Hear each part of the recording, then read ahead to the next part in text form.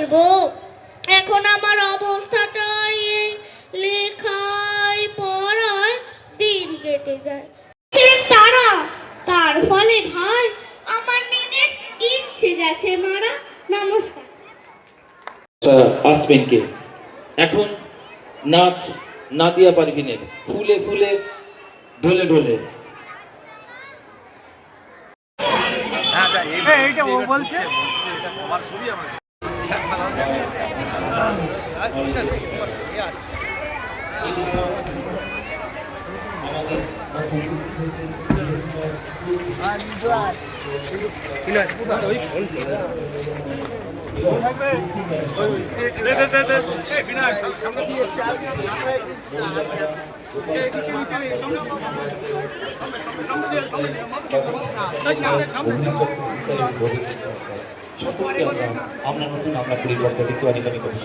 আমাদের মধ্যে উপস্থিত হয়েছেন আমাদের অত্যন্ত প্রিয় মানুষ পশ্চিমবঙ্গ সরকারের সম্মানীয় অভিনন্দন জানায়। আমাদের মধ্যে আমাদের অত্যন্ত প্রিয় মানুষ যারা এসেছেন সকলকে আমরা বলবো আপনারা মঞ্চে আসুন। একই আর যারা জনপ্রতিনিধি, আমুলিয়া গ্রাম পঞ্চায়েতের যারা জনপ্রতিনিধি, দলনেতা, সকলকেই আমরা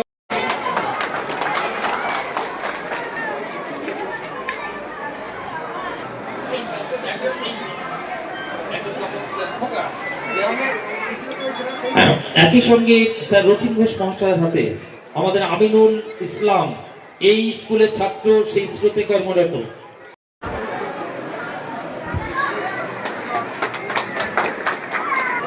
বরণ করে নেওয়া স্যার ডক্টর আজিজুর রহমান সাহেবকে।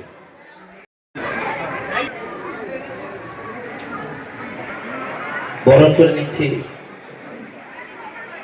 মফিদুল হক সাহাজি, কর্মাধ্যক্ষ উত্তর 24 পরগনা। আমরা এখন বরণ করে নেব আমাদের মধ্যে উচ্চপ্রিয় বেগমরা।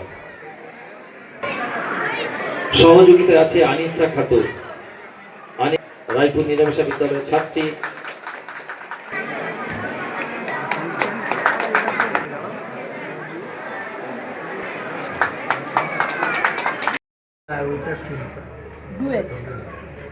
খুব ভালো সমীক্ষা সেদিনকে ওই শিল্পীটাও তো খুব ভালো গান করলো। ওই প্রথম দিন যেটা সত্যজিৎ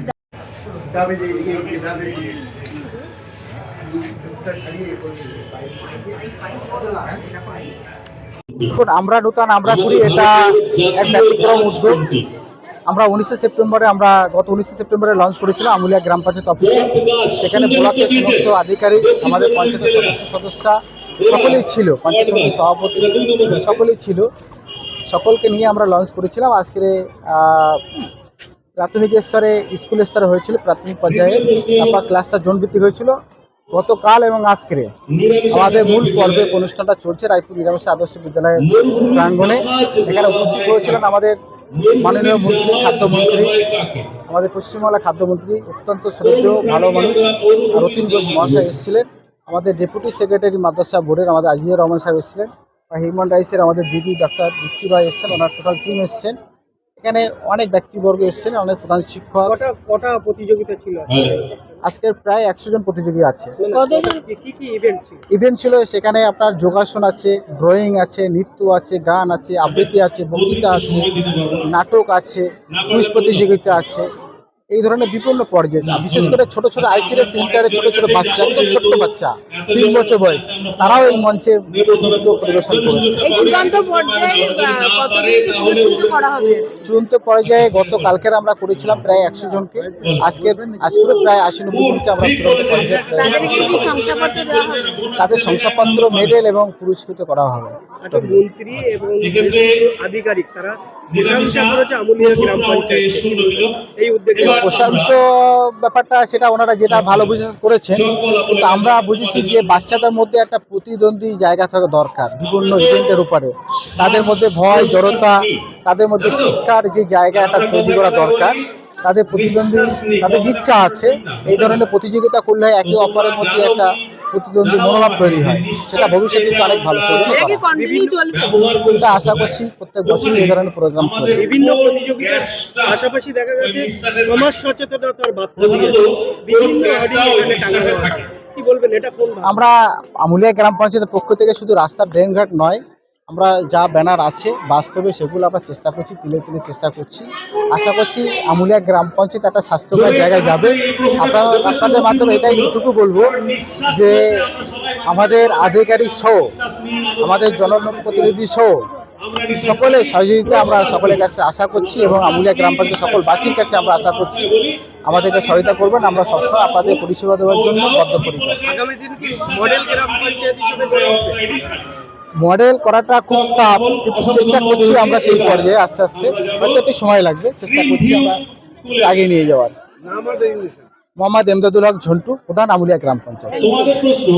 পঞ্চায়েতের কাজ যেমন নিকাশি, যেমন রাস্তাঘাট নির্মাণ, তেমনি মানুষের মনেরও যদি শক্তি না বাড়াতে পারে, যাদের দিয়ে এই অ্যাওয়ারনেসটা করাবেন তাদের মধ্যে যদি চেতনা জাগ্রত না করা যায়, তাহলে আলটিমেটলি খুব একটা লাভ হয় না।